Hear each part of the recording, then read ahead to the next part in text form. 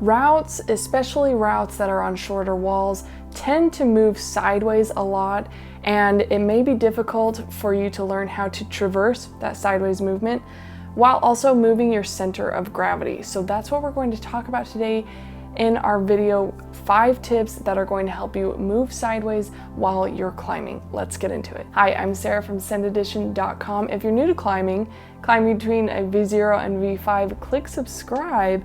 I'm making videos like this just for you. All right, so today's video is because I got a comment from someone who mentioned that they have short walls at their gyms, and so they frequently have to move sideways. I may be making a video in the future about short walls specifically. If that's something you want, let me know in the comments below.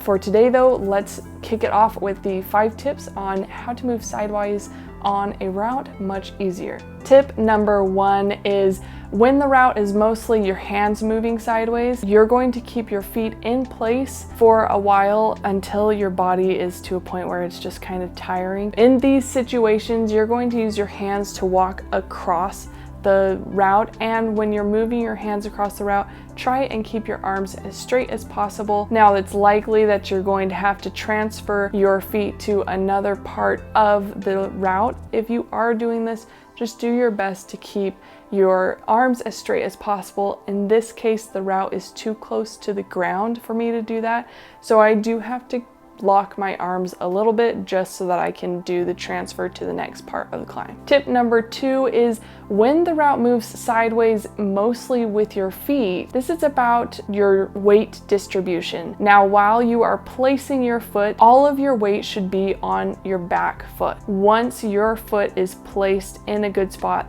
then you can transfer weight to it. This will help with your precision, as well as make sure that you aren't losing balance by applying too much weight before you have a good position on that foothold. Tip number 3 is to consider what side of the holds you are intended to use. So by looking at the chalk on holds, or by looking at what's called the positive edge.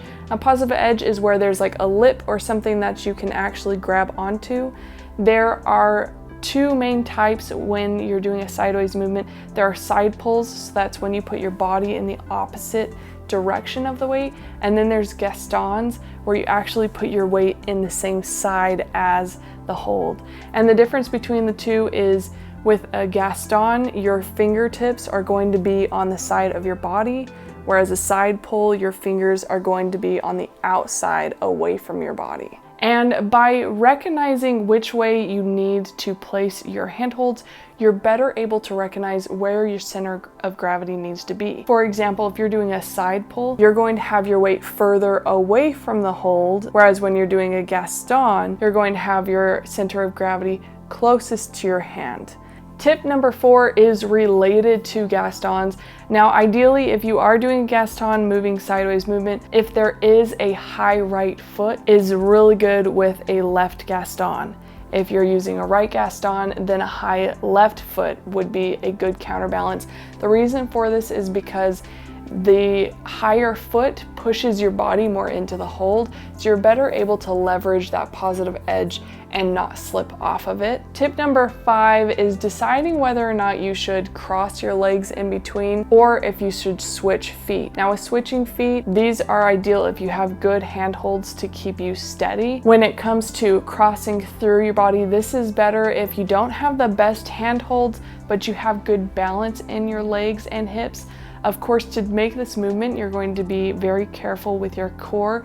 Keep your core engaged so that you don't find yourself falling away from the wall. That wraps it up for my 5 tips. Thanks so much for watching. If you enjoyed it, give it a thumbs up and subscribe. Of course, if you have something you've noticed you've been struggling with as a beginner climber, leave it in the comments below. I may make a video for it coming up next. Thanks again for watching. Enjoy climbing.